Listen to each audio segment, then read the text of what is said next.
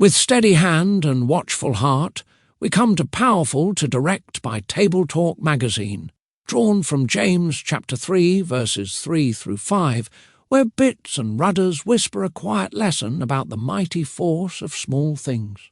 A bridle turns a horse, a rudder steers a ship, and a single word can chart the course of a life. In these familiar images, we are reminded that the tongue, though small, can guide us toward wisdom or wreckage, blessing or regret. Now for our reading. Indeed, we put bits in horses' mouths that they may obey us, and we turn their whole body. Look also at ships. Although they are so large and are driven by fierce winds, they are turned by a very small rudder wherever the pilot desires. Even so, the tongue is a little member and boasts great things. James chapter 3, verses 3 through 5a.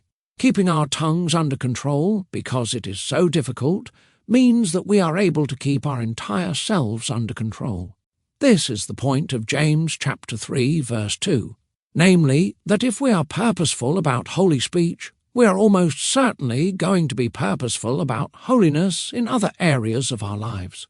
In case anyone questions this thesis, James goes on in today's passage to prove it by way of analogies with bits and rudders. Horseback riders place a small bit in the mouth of the horse that, with the bridle and reins, they use to control and direct the animal. Compared to the horse itself, the bit is tiny, but skilled riders can use it to guide the animal wherever they want it to go. James uses this analogy to show that what we say with our small tongues has great consequence for the larger direction of our lives. Our words create and sustain friendships, marriages, jobs, and much more.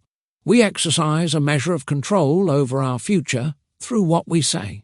James then speaks of the ship's rudder that can hold a large ship steady and direct it even as it is battered by strong winds. The will of the pilot moves him to steer the ship with the rudder, bringing the great vessel under his control. Again, the point is that something small can direct something much larger, so our small tongues can help determine the entire course of our lives. We are like the pilot of the ship, and if we skillfully exercise our wills to keep our tongues under control, then our speech will bring many benefits. On the other hand, if we are not careful to maintain holiness in our speech, we can make shipwreck of our lives. These images of the bit and the rudder were commonplace in the ancient world, used by individuals such as the philosopher Aristotle to show how small things can be used to control much larger things. James is conversant with the culture of the day and uses it to drive home an important point for his readers. Matthew Henry comments, "There is a wonderful beauty in these comparisons to show how things of small bulk may yet be of vast use, and hence we should learn to make the due management of our tongues more our study, because, though they are little members, they are capable of doing a great deal of good or a great deal of hurt.